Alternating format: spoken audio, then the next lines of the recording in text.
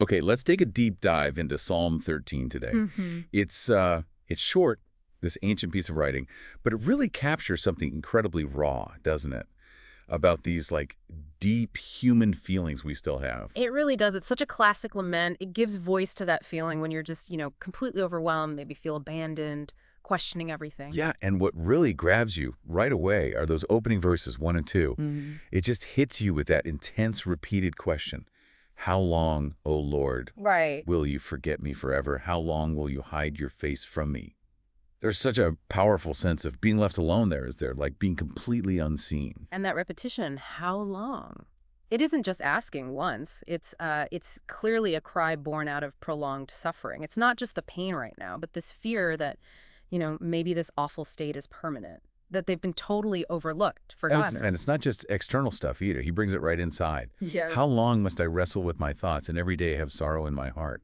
That internal battle, that mental anguish. Yeah. Put right there alongside the external threat. How long will my enemy triumph over me?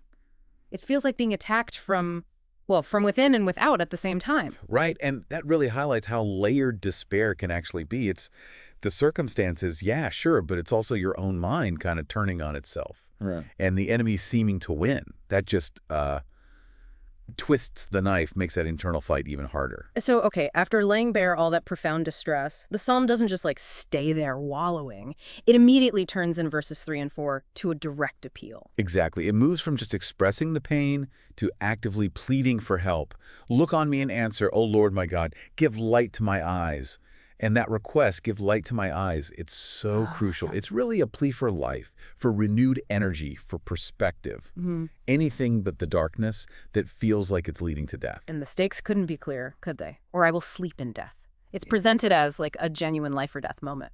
And the vulnerability gets compounded by that social aspect too, the fear of the enemy gloating.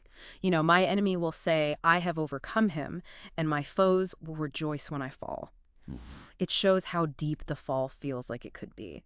It affects not just his life, but also, his standing, maybe even how people see God's power. So we've gone through this intense questioning, deep sorrow, the urgent pleading against death and enemy victory. And then something really remarkable happens in verses 5 and 6.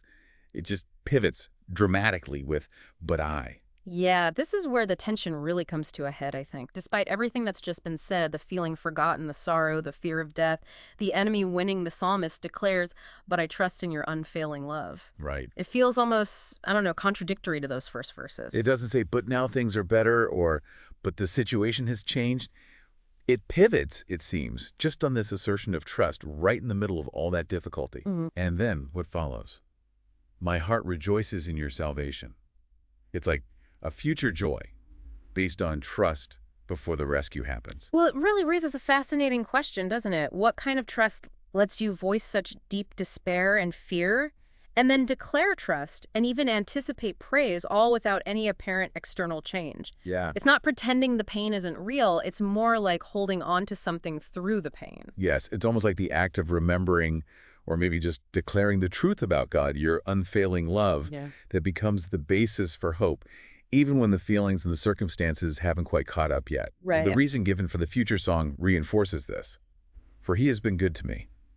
It anchors that future hope in a past experience of goodness, even while stuck in present suffering. That anchors the hope in a history, in a relationship, not just the feelings of the moment. It's like declaring loyalty or reliance, despite what you're currently going through. And that's really why this ancient text, I think, is still so relevant for you today.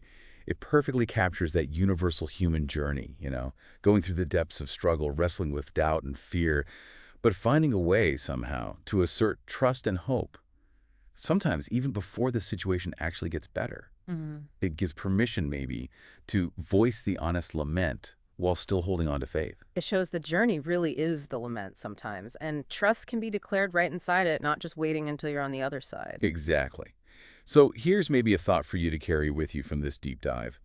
How is it really possible to move from that raw cry of how long to the confident declaration, but I trust, and I will sing, when the external situation hasn't actually shifted? What does that journey within the psalm itself suggest about the very nature of trust? Something to ponder.